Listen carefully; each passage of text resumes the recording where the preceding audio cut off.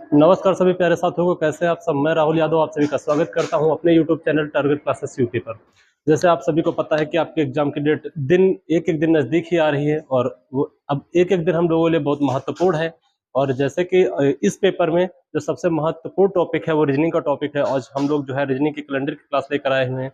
Reasoning की जितने भी प्रीवियस ईयर के क्वेश्चन हैं उनको हम लोग इस वीडियो में कवर करने का काम करेंगे। ठीक है, तो आइए बिना देर लगाए हुए आज हम लोग कैलेंडर की शुरुआत करते हैं। और कैलेंडर की जो शुरुआत करेंगे बिल्कुल बेसिक क्वेश्चनों से करेंगे और बेसिक से लेकर एकदम हाई लेवल तक के क्वेश्चन करेंगे। जितने भी प्रकार से क्वेश्चन पिछले यूपीपी में या 2018-19 में जो यूपीपी या यूपीएसआई आई थी और एक जेल वार्डन की भर्ती 20 में आई थी, जितने भी यहाँ से कैलेंडर के क्वेश्चन पूछे गए थे उन सब पर आधारित ये क्वेश्चन होंगे। और बिल्कुल आसान तरीके से जो कि आपके सीधा दिमाग में जो है फीड हो जाएंगे। जो तरीका होगा वो कोई फार्मूला नहीं होगा, वो कोई जो आप कोड वगैरह से, बहुत सारे टीचर हैं, अपना सबका अलग अलग तरीका होता है। कोई कोड से लगाता है, वो लंबा एक मेथड होता है। मैं आपको एकदम शॉर्ट तरीका बताऊंगा और एक ही तरीके से पूरा का पूरा कैलेंडर जो है वो समाप्त हो जाएगा। तो ठीक है, आइए शुरुआत करते हैं कैलेंडर की। कैलेंडर का जो सबसे पहला क्वेश्चन दिया गया है, यदि 8 मार्च 2012 को सोमवार था तो 16 मई 2012 को कौन सा दिन होगा। ए ऑप्शन आपका शनिवार है, बी रविवार है, सी सोमवार और डी मंगलवार। ये कौन सा ऑप्शन होगा, आप सभी लोग आंसर देंगे इसका। ठीक है, सभी लोग इसका आंसर देंगे और हर क्वेश्चन के लिए आपको 30 सेकंड का समय है और जल्दी से जल्दी आप लोग आंसर इसका देंगे।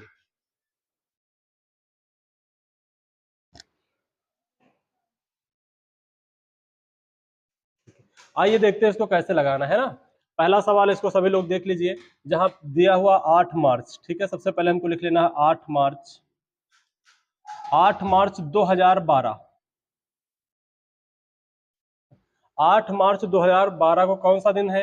8 मार्च को जो दिन दिया गया है वो सोमवार का दिन था। ठीक है, वो सोमवार का दिन है और हमसे पूछा गया है कि 16 मई 2012 को कौन सा दिन होगा। 16 मई। ठीक है, 16 मई। ठीक है, तो इसको ये भी कर सकते हैं। ठीक है, मार्च और मई।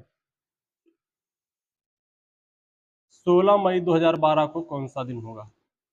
तो ऐसे क्वेश्चन तो आसानी से हो जाते होंगे। इनमें आइए हम लोग देखते हैं। यहाँ पर देखा गया दोनों में सन सेम है। ठीक है, दोनों में सन सेम है। यहाँ पर भी 2012 है और यहाँ पर भी 2012 है। तो यहाँ पर बस महीनों का अंतर है। जो 8 मार्च को सोमवार है तो 16 मई को पूछा है, तो इसमें ये सब करने की क्या जरूरत है। इसमें बस हमको इतना पता होना चाहिए। आइए देखते हैं इसको। अगर 8 मार्च को सोमवार है, बस इतना देख लेना है। 8 मार्च को यदि सोमवार है, ठीक है, 8 मार्च को यदि सोमवार है तो 16 मई को कौन सा दिन होगा। 16 मई को पूछा जा रहा है। ठीक है, 16 मई को पूछा जा रहा है तो इसको देखिए कैसे लगाना है। हमको बस ये पता होना चाहिए कि मार्च कितने दिन का होता है। आप सभी को पता है कि मार्च का जो महीना होता है वो 31 दिन का होता है और 31 में यदि 8 निकल गए तो शेष कितने दिन बचे हैं ये आपको पता होना चाहिए। अगर 31 में 8 निकल जाते हैं तो कितने दिन शेष बचेंगे। 23 दिन आपके शेष बचेंगे मार्च महीने के। मार्च के बाद कौन सा महीना आता है। मार्च के बाद आपका अप्रैल आता है। अप्रैल आपकी 30 दिन की होती है। अप्रैल के बाद आपका मई आता है। मार्च, अप्रैल, मई। और मई में, मई जो होती है 31 दिन की होती है, लेकिन इनको पूरे के पूरे मई को नहीं लेना है। हमें 16 मई तक ही तो जाना है क्योंकि 16 मई को ही तो पूछा गया है। तो 16 मई तक जाना है। आगे क्या है क्या नहीं इससे हमें क्या मतलब है। तो हम ये मई के 16 दिन ले लेंगे। ठीक है, अगर हमारी प्रैक्टिस अच्छी है और हमने पढ़ रखा है पहले से, जिसकी प्रैक्टिस बहुत अच्छी होगी, उसे ये सब लिखने की कोई जरूरत नहीं। उसे सीधा लिखना होगा। 7 से 23 को काटेंगे तो कितना बचेगा। 17 की किस 2, तो सीधा 2 लिख सकता है। 30 को काटेंगे तो भी 2 बचेगा क्योंकि 7 चौक 28 शेष 2 ही बचेगा रिमाइंडर। और 16 को काटेंगे तब भी 7 दूनी 14 2 और ये आपके 6 बचे शेष। ठीक है, अब 6 को 7 से काटेंगे तो 6 क्या आपका कटेगा 2 + 2 + 2। 6 7 से काटेंगे क्या कटेगा, नहीं कटेगा। नहीं कटेगा तो फिर यहाँ पे जो 8 मार्च को जो दिन दिया गया था सोमवार, उस सोमवार में हम 6 जोड़ देंगे। तो चाहे तो आप जोड़ना चाहे तो 6 जोड़ भी सकते हैं, अगर ना जोड़ना चाहे तो एक माइनस भी कर सकते हैं क्योंकि 7 होता तो 7 से भाग दे देते तो रिमाइंडर 0 बचता। तो चाहे तो 6 आप जोड़ दीजिए तो आपका कौन सा दिन आ जाएगा, रविवार। और चाहे सोमवार में घटा दीजिए तब भी रविवार आ जाएगा। तो आपका राइट आंसर कौन सा हो जाएगा, आपका बी ऑप्शन जो है वो सही हो जाएगा। आइए अगला क्वेश्चन देखते हैं। अगला क्वेश्चन दिया गया, यदि 12 अप्रैल 2008 को बुधवार था तो 12 अप्रैल 2010 को कौन सा दिन होगा। यहाँ पर अभी हमने देखा कि साल एक ही था। साल एक ही था, सिर्फ महीने की तारीख बदली हुई थी। अब की बार क्या है, अब की बार जो है 12 अप्रैल और 2008 को बुधवार है तो 12 अप्रैल 2010 को कौन सा दिन होगा। यानी कि सन चेंज हो रहा है, ये आपको बताना है। तो देखते हैं इसको कैसे लगाएंगे। जहां पर लिखा हुआ है, यहां पर लिखा हुआ है 12 अप्रैल। ठीक है, यहाँ पर लिखा हुआ है 12 अप्रैल, और 12 अप्रैल 2008 की बात की गई है। 12 अप्रैल 2008 को जो है बुधवार था, ऊपर लिखे दे रहे हैं, इधर देखिएगा। 12 अप्रैल 2008 को जो है बुधवार था, तो 12 अप्रैल महीने की डेट सेम है। 12 अप्रैल 2010 को कौन सा दिन होगा, ये बात यहां पर कही गई है। छोटा सा सवाल है, अगर इस तरीके से आप लिखते हैं तो मात्र 1 से 2 लाइन में ये सवाल जो है वो लग जाएगा। देखिए कैसे। अब जब यहाँ पर आप लोग ऐसे क्वेश्चन में करना क्या है, जब यहाँ पर दिया गया 12 अप्रैल 2008, यहाँ दिया गया 12 अप्रैल 2010, यानी जो महीने की तारीख है 12 अप्रैल 12 अप्रैल, महीने की तारीख सेम है, तो इसमें हमें कुछ नहीं करना होता, इसको बस ऐसे ही रहने दीजिए।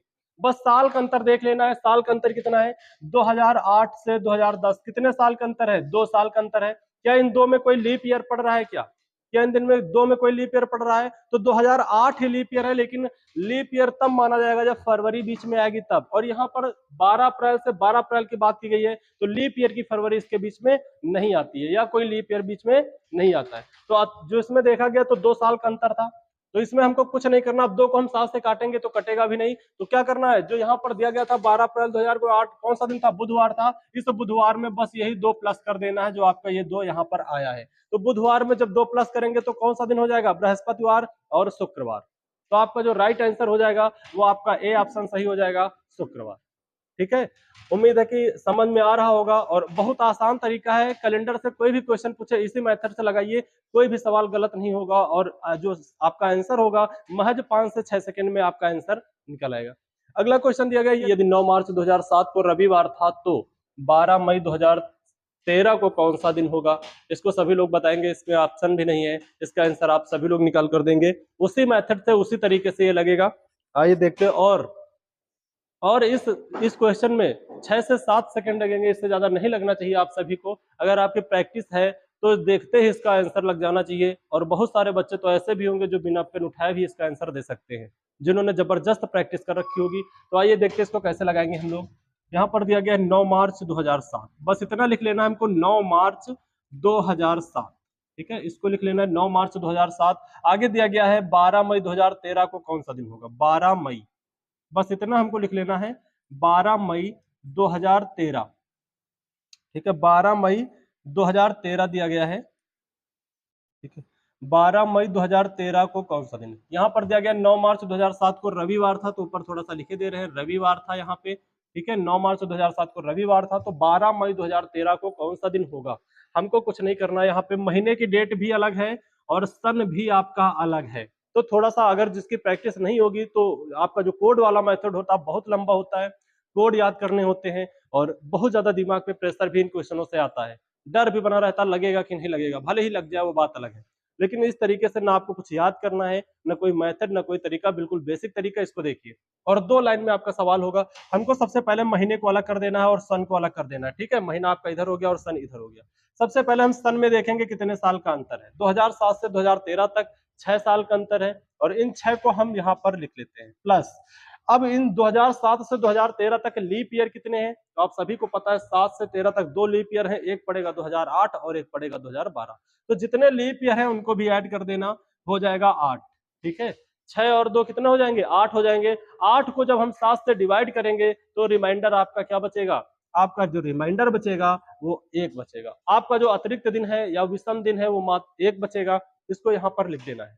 अब आ जाते हैं हम लोग महीने में, और महीने में 9 मार्च को दिया गया रविवार था, और 12 मई को पूछ रहा है कि कौन सा दिन होगा। तो देखिए, अब मार्च महीना जो आपका होता है 31 दिन का होता है, और 31 में आपके 9 दिन निकल चुके हैं, 9 मार्च बीत चुकी है, और बीते हुए दिनों से हमें क्या मतलब है, जो बीच में आगे आने वाले दिन बचे हैं उनसे मतलब है। 31 में आपके 9 निकल जाएंगे तो कितना बचेगा, आपका बचेगा 22। यहाँ पर लिख लेते हैं। अगर प्रैक्टिस वाला बच्चा है तो वो 22 नहीं लिखेगा, वो डायरेक्ट यहाँ पर 1 भी लिख सकता है, क्योंकि 22 को हम जब 7 से काटेंगे तो 17 की 21, आपका जो रिमाइंडर बचेगा वो 1 ही बचेगा। लेकिन अभी आपकी प्रैक्टिस के लिए मैं यहाँ पर लिखे दे रहा हूँ 22। और मार्च के बाद आपका आता अप्रैल, अप्रैल होता है आपका 30 दिन का। अप्रैल के बाद आपकी हो जाएगी मई, और मई आपकी जो होती है वो 12, मई जो होती है वो होती तो 31 दिन की है, लेकिन मई से हमें पूरी मई से मतलब नहीं है, हमें बस 12 मई तक जाना है, क्योंकि 12 मई की ही डेट दिन पूछ रहा है, पीछे क्या इससे हमें कोई मतलब नहीं है। तो यहाँ पर लिख देंगे 12। अब 22 को 7 से काटेंगे, 17 की 21 बचेगा 1, और 30 को 7 से काटेंगे, 17 7 चौक 28 आपका जो बचेगा रिमाइंडर 2, और 12 को काटेंगे 7 1 के 7, और जो रिमाइंडर आपका बचेगा 5।